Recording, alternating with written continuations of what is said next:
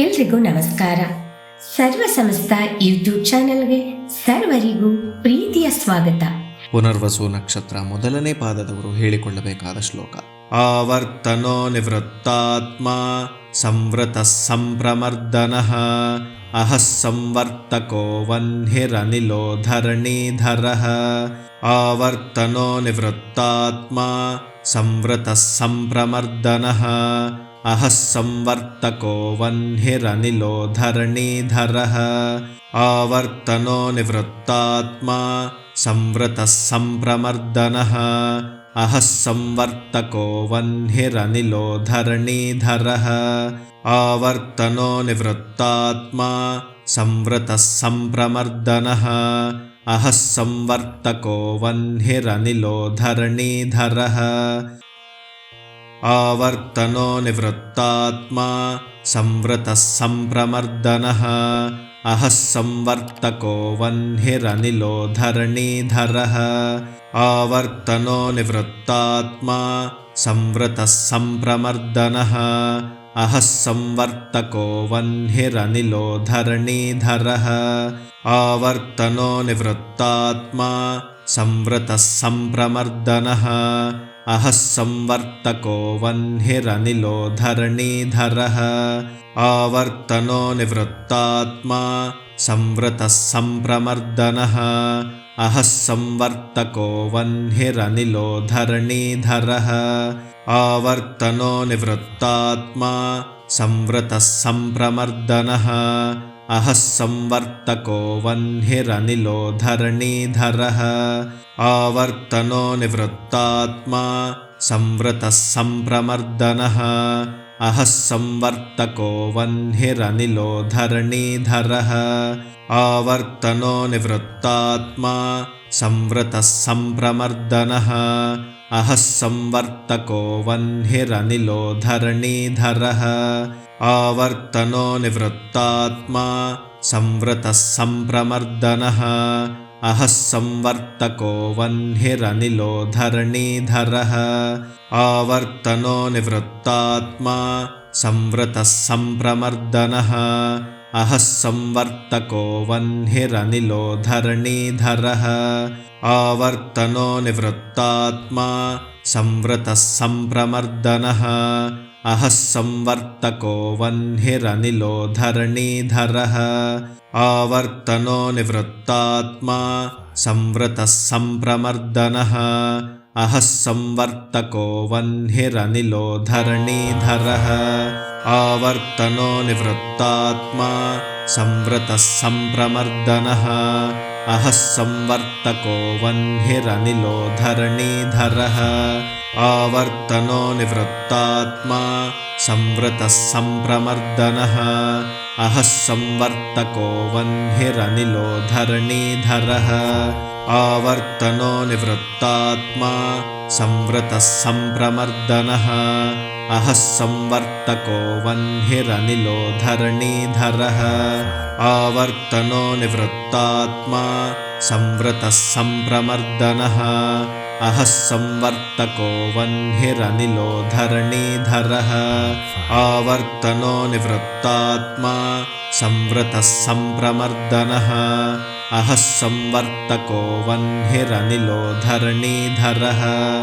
ಆವರ್ತನೋ ನಿವೃತ್ತಾತ್ಮ ಸಂವೃತ ಸಂಪ್ರಮರ್ದನಃ ಅಹಃ ಸಂವರ್ತಕೋ ವನ್ಹಿರನಿಲೋ ಧರಣೀಧರಃ.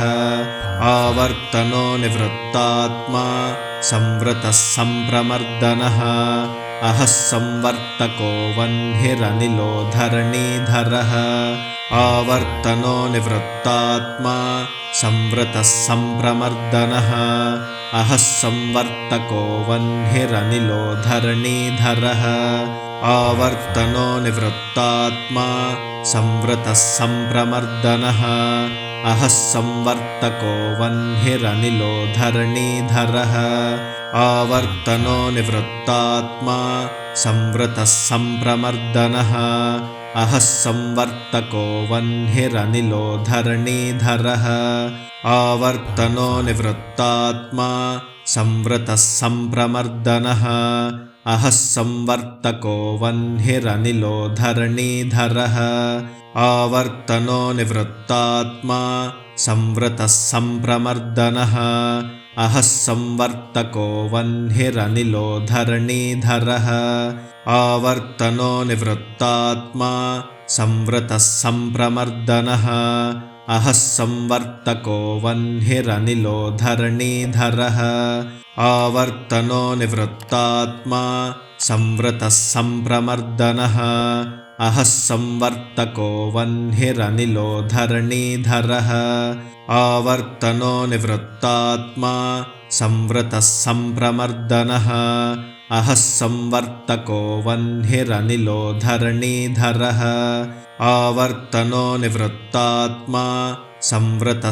सम्प्रमर्दनः अहः संवर्तको वह्निरनिलो धरणीधरः आवर्तनो निवृत्तात्मा संवृतः सम्प्रमर्दनः अहः संवर्तको वह्निरनिलो धरणीधरः आवर्तनो निवृत्तात्मा संवृतः सम्प्रमर्दनः अहः संवर्तको वह्निरनिलो धरणीधरः आवर्तनो निवृत्तात्मा संवृतः सम्प्रमर्दनः अहः संवर्तको वह्निरनिलो धरणीधरः आवर्तनो निवृत्तात्मा संवृतः सम्प्रमर्दनः अहः संवर्तको वह्निरनिलो धरणीधरः आवर्तनो निवृत्तात्मा संवृतः सम्प्रमर्दनः अहः संवर्तको वह्निरनिलो धरणीधरः आवर्तनो निवृत्तात्मा संवृतः सम्प्रमर्दनः अहः संवर्तको वह्निरनिलो धरणीधरः आवर्तनो निवृत्तात्मा संवृतः सम्प्रमर्दनः अहः संवर्तको वह्निरनिलो धरणीधरः आवर्तनो निवृत्तात्मा संवृतः सम्प्रमर्दनः अहः संवर्तको वह्निरनिलो धरणीधरः आवर्तनो निवृत्तात्मा संवृतः सम्प्रमर्दनः अहः संवर्तको वह्निरनिलो धरणीधरः आवर्तनो निवृत्तात्मा संवृतः सम्प्रमर्दनः अहः संवर्तको वह्निरनिलो धरणीधरः आवर्तनो निवृत्तात्मा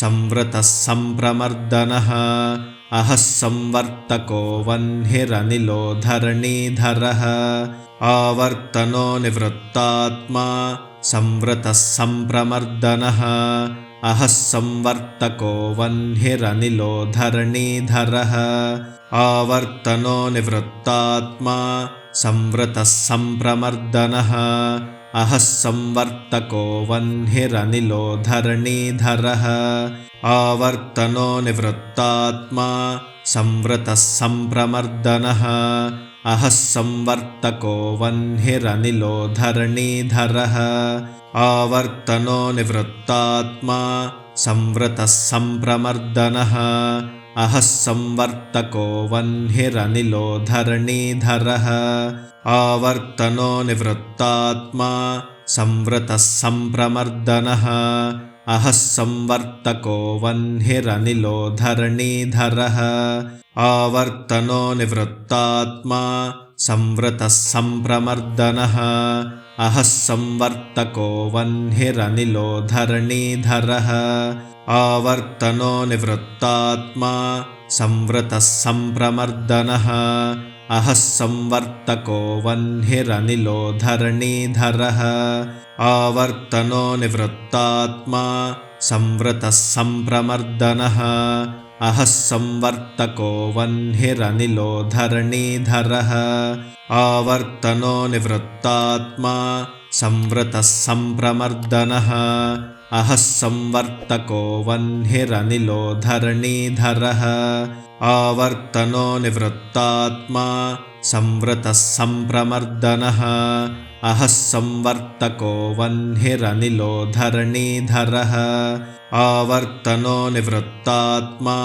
संवृतः सम्प्रमर्दनः अहः संवर्तको वह्निरनिलो धरणीधरः आवर्तनो निवृत्तात्मा संवृतः सम्प्रमर्दनः अहः संवर्तको वह्निरनिलो धरणीधरः आवर्तनो निवृत्तात्मा संवृतः सम्प्रमर्दनः अहः संवर्तको वह्निरनिलो धरणीधरः आवर्तनो निवृत्तात्मा संवृतः सम्प्रमर्दनः अहः संवर्तको वह्निरनिलो धरणीधरः आवर्तनो निवृत्तात्मा संवृतः सम्प्रमर्दनः अहः संवर्तको वह्निरनिलो धरणीधरः आवर्तनो निवृत्तात्मा संवृतः सम्प्रमर्दनः अहः संवर्तको वह्निरनिलो धरणीधरः आवर्तनो निवृत्तात्मा संवृतः सम्प्रमर्दनः अहः संवर्तको वह्निरनिलो धरणीधरः आवर्तनो निवृत्तात्मा संवृतः सम्प्रमर्दनः अहः संवर्तको वह्निरनिलो धरणीधरः आवर्तनो निवृत्तात्मा संवृतः सम्प्रमर्दनः अहः संवर्तको वह्निरनिलो धरणीधरः आवर्तनो निवृत्तात्मा संवृतः सम्प्रमर्दनः अहः संवर्तको वह्निरनिलो धरणीधरः आवर्तनो निवृत्तात्मा संवृतः सम्प्रमर्दनः अहः संवर्तको वह्निरनिलो धरणीधरः आवर्तनो निवृत्तात्मा संवृतः सम्प्रमर्दनः अहः संवर्तको वह्निरनिलो धरणीधरः आवर्तनो निवृत्तात्मा संवृतः सम्प्रमर्दनः अहः संवर्तको वह्निरनिलो धरणीधरः आवर्तनो निवृत्तात्मा संवृतः सम्प्रमर्दनः अहः संवर्तको वह्निरनिलो धरणीधरः आवर्तनो निवृत्तात्मा संवृतः सम्प्रमर्दनः अहः संवर्तको वह्निरनिलो धरणीधरः आवर्तनो निवृत्तात्मा संवृतः सम्प्रमर्दनः अहः संवर्तको वह्निरनिलो धरणीधरः आवर्तनो निवृत्तात्मा संवृतः सम्प्रमर्दनः अहः संवर्तको वह्निरनिलो धरणीधरः आवर्तनो निवृत्तात्मा संवृतः सम्प्रमर्दनः अहः संवर्तको वह्निरनिलो धरणीधरः आवर्तनो निवृत्तात्मा संवृतः सम्प्रमर्दनः अहः संवर्तको वह्निरनिलो धरणीधरः आवर्तनो निवृत्तात्मा संवृतः सम्प्रमर्दनः अहः संवर्तको वह्निरनिलो धरणीधरः आवर्तनो निवृत्तात्मा संवृतः सम्प्रमर्दनः अहः संवर्तको वह्निरनिलो धरणीधरः आवर्तनो निवृत्तात्मा संवृतः सम्प्रमर्दनः अहः संवर्तको वह्निरनिलो धरणीधरः आवर्तनो निवृत्तात्मा संवृतः सम्प्रमर्दनः अहः संवर्तको वह्निरनिलो धरणीधरः आवर्तनो निवृत्तात्मा संवृतः सम्प्रमर्दनः अहः संवर्तको वह्निरनिलो धरणीधरः आवर्तनो निवृत्तात्मा संवृतः सम्प्रमर्दनः अहः संवर्तको वह्निरनिलो धरणीधरः आवर्तनो निवृत्तात्मा संवृतः सम्प्रमर्दनः अहः संवर्तको वह्निरनिलो धरणीधरः आवर्तनो निवृत्तात्मा संवृतः सम्प्रमर्दनः अहः संवर्तको वह्निरनिलो धरणीधरः आवर्तनो निवृत्तात्मा संवृतः सम्प्रमर्दनः अहः संवर्तको वह्निरनिलो धरणीधरः आवर्तनो निवृत्तात्मा संवृतः सम्प्रमर्दनः अहः संवर्तको वह्निरनिलो धरणीधरः आवर्तनो निवृत्तात्मा संवृतः सम्प्रमर्दनः अहः संवर्तको वह्निरनिलो धरणीधरः आवर्तनो निवृत्तात्मा संवृतः सम्प्रमर्दनः अहः संवर्तको वह्निरनिलो धरणीधरः आवर्तनो निवृत्तात्मा संवृतः सम्प्रमर्दनः अहः संवर्तको वह्निरनिलो धरणीधरः आवर्तनो निवृत्तात्मा संवृतः सम्प्रमर्दनः अहः संवर्तको वह्निरनिलो धरणीधरः आवर्तनो निवृत्तात्मा संवृतः सम्प्रमर्दनः अहः संवर्तको वह्निरनिलो धरणीधरः आवर्तनो निवृत्तात्मा संवृतः सम्प्रमर्दनः अहः संवर्तको वह्निरनिलो धरणीधरः आवर्तनो निवृत्तात्मा संवृतः सम्प्रमर्दनः अहः संवर्तको वह्निरनिलो धरणीधरः आवर्तनो निवृत्तात्मा संवृतः सम्प्रमर्दनः अहः संवर्तको वह्निरनिलो धरणीधरः आवर्तनो निवृत्तात्मा संवृतः सम्प्रमर्दनः अहः संवर्तको वह्निरनिलो धरणीधरः आवर्तनो निवृत्तात्मा संवृतः